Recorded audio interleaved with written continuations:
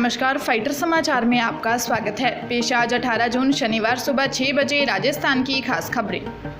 राजस्थान में पाइपलाइन से घरेलू गैस कनेक्शन देने की योजना पर गहलोत सरकार ने काम शुरू कर दिया है। अगले 8 साल में 96 लाख पाइपलाइन से एलपीजी गैस कनेक्शन दिए जाएंगे। जयपुर शहर में पाइपलाइन से घरेलू गैस कनेक्शन की शुरुआत मार्च 2023 से होगी। 8 साल में प्रदेश में 1187 सीएनजी स्टेशन भी लगाए जाएंगे। इनसे गैस की सप्लाई शहर के इलाकों में होगी। वहीं कनेक्शन का रजिस्ट्रेशन फिलहाल फ्री होगा। सीएम अशोक गहलोत ने एडवाइजर डॉक्टर गोविंद शर्मा ने यह जानकारी दी है। उन्होंने कहा, प्लानिंग तैयार कर पाइपलाइन से घरेलू कनेक्शन देने वाली कंपनियों को टाइम बाउंड तरीके से इम्प्लीमेंटेशन के निर्देश सरकार ने दे दिए हैं। उदयपुर की पोक्सो कोर्ट ने रेप के आरोपी किशोर को 20 वर्ष के कठोर कारावास की सजा सुनाई है। 10,000 रुपये का आर्थिक जुर्माने के साथ ही किशोर की उम्र 21 वर्ष पूर्ण होने तक राजसमंद की बाल कल्याण समिति की निगरानी में रखने के निर्देश दिए हैं। ऐसे में उसे किशोर बाल गृह में रखा जाएगा। दरअसल टीडी थाने में 8 नवंबर 2019 को मामला दर्ज हुआ था। नाबालिग किशोरी ने एक किशोर पर जबरन रेप करने का आरोप लगाया था। रिपोर्ट के बाद पुलिस ने जांच कर किशोर के खिलाफ जुर्म साबित होने की बात को सही मानी। इसके बाद मामले को पोक्सो कोर्ट में पेश किया। करीब 3.25 साल तक चली सुनवाई के बाद पीठासीन अधिकारी भूपेंद्र कुमार सनाडिया ने किशोर को कड़ी सजा सुनाई है। मुख्यमंत्री अशोक गहलोत के भाई अगरसेन गहलोत के यहां सीबीआई छापा पड़ने पर सियासत तेज हो गई है। मुख्यमंत्री ने कहा, मैंने तो उल्टा सीबीआई, ईडी और इनकम टैक्स प्रमुखों से 13 जून को मिलने का टाइम मांगा था। 15 जून को मुकदमा दर्ज हो गया और 17 जून को रेड हो गई। क्या अप्रोच है, यह समझ से परे है। सियासी संकट के समय भी ईडी की रेड हुई थी। मेरे भाई पिछले 40 से 45 साल से अपना काम करते हैं। हमारे परिवार में कभी सिस्टम रहा नहीं। मैंने राजनीति में इतना इन्वॉल्वमेंट रखा कि परिवार में शादी होती है तो भी वर्कर की तरह जाता हूं। गहलोत दिल्ली में शुक्रवार को मीडिया से बातचीत कर रहे थे। गहलोत ने कहा, मैं राहुल गांधी से ईडी पूछताछ के विरोध में प्रदर्शन में शामिल होता हूं तो इसका बदला मेरे भाई से क्यों लिया जा रहा है। उसका राजनीति से कोई संबंध नहीं है। उनके परिवार का कोई सदस्य राजनीति में नहीं है। यह समझ से परे है कि पहले ईडी और अब सीबीआई उनके यहाँ पहुंच गई। इसे आम जनता भी लाइक नहीं करती। जितने ज्यादा लोगों को तंग करेंगे उतना ज्यादा बैकलैश इनके लिए होगा। कोटा में एक युवक ने प्रेम संबंधों को खुलासा होने पर फंदे पर लटककर सुसाइड कर लिया। लड़के ने सुसाइड नोट में लिखा, मैं उससे बहुत प्यार करता हूं लेकिन अब लोगों को पता लग गया है। लोग मेरी शादी उससे नहीं होने देंगे, इसलिए मैं आत्महत्या कर रहा हूं। रात बड़ी संख्या में लोगों की भीड़ लोकेश के घर के बाहर जमा थी। सूचना पर पुलिस भी मौके पर पहुंच गई। भीड़ से समझाइश की। इस पर लोगों ने कन्हैयालाल के बेटे लोकेश पर लड़की भगाने का आरोप लगाया। इसके बाद पुलिस ने जब युवक के परिजनों से लोकेश के बारे में पूछा तो उन्होंने बताया कि लोकेश घर पर है, कमरे का दरवाजा नहीं खोल रहा, जिस पर पुलिस द्वारा धक्का देकर बड़ी मुश्किल से कमरे का दरवाजा खोला। लोकेश पंखे के फंदे से झूलता हुआ मिला। उसे उतारकर स्थानीय अस्पताल पहुंचाया जहां उसे मृत घोषित कर दिया।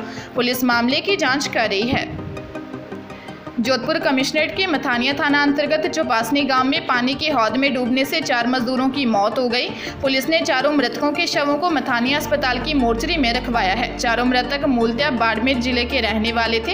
ये चारों मृतक चौपासनी गांव के एक पशु आहार की फैक्ट्री में मजदूरी करते थे। चारों गुरुवार देर शाम मजदूरी करने के बाद संभवतः नहाने के लिए इस हौद में उतरे थे और अचानक पानी में डूबने से इनकी मौत हो गई। हादसे की सूचना मिलने पर मथानिया पुलिस मौके पर पहुंची और शवों को बाहर निकलवाया। मृतक युवकों की उम्र 19 से 22 वर्ष है।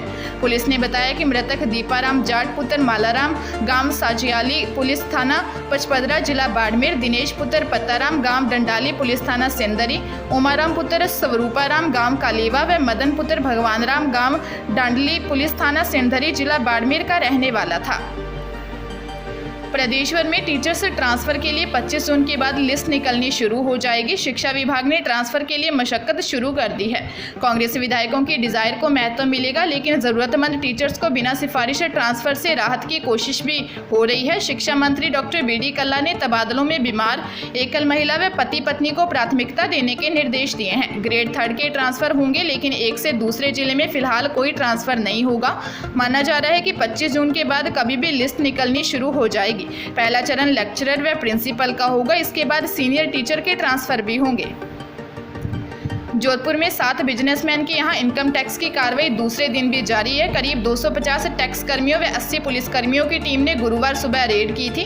गुरुवार देर रात तक कार्रवाई चली। शुक्रवार को दूसरे दिन भी यह कार्रवाई जारी रही।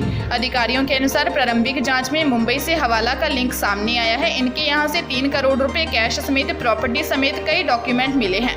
हवाला लेन देन से जुड़े इन 7 कारोबारियों ने आय से ज्यादा संपत्ति बना रखी है। जोधपुर के अलावा मुंबई में भी 2 स्थान पर आयकर विभाग की टीमें सर्वे कर रही हैं। जोधपुर के पावटा एरिया में फाइनेंसर के अलावा हाउसिंग बोर्ड, शास्त्री नगर, शिकारगढ़, बनाड़, सोनारो का बास, बी रोड आदि जगहों पर कार्रवाई चल रही है। इनमें महावीर लूनिया, मांगीलाल अग्रवाल, द्वारका, अनिल सिंघवी, मोहम्मद इरफान, राजू इंदा और सोहन गुजर आदि के नाम सामने आ रहे हैं। टोंक पोक्सो कोर्ट ने शुक्रवार को 3 साल के बच्चे के साथ कुकर्म के आरोपी को 20 साल की जेल की सजा सुनाई है। कोर्ट ने आरोपी पर 40,000 रुपये का जुर्माना भी लगाया है। विशेष लोक अभियोजक मोहम्मद मियां गुलजार ने बताया कि देवली थाना क्षेत्र निवासी एक महिला ने थाने में मामला दर्ज करवाया था कि उसके 3.5 वर्षीय बच्चे को रमेश बैरवा बहला फुसलाकर खाल की ओर ले गया, जहाँ उसने उसके साथ कुकर्म किया। बाद में देवली पुलिस ने रमेश बैरवा को गिरफ्तार कर कोर्ट में चालान पेश किया। कोर्ट में सुनवाई के बाद आरोपी रमेश बैरवा को 20 साल की जेल की सजा सुनाई है। वहीं आरोपी पर 40,000 रुपये का जुर्माना भी लगाया है।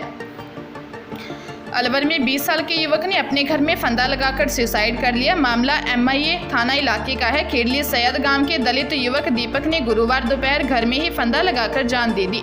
दीपक के परिजनों ने उसकी प्रेमिका के घर वालों पर पीछा करने, धमकाने व परेशान करने के आरोप लगाए हैं। परिजनों का कहना है कि लगातार मिल रही धमकियों के कारण दीपक ने आत्महत्या कर ली।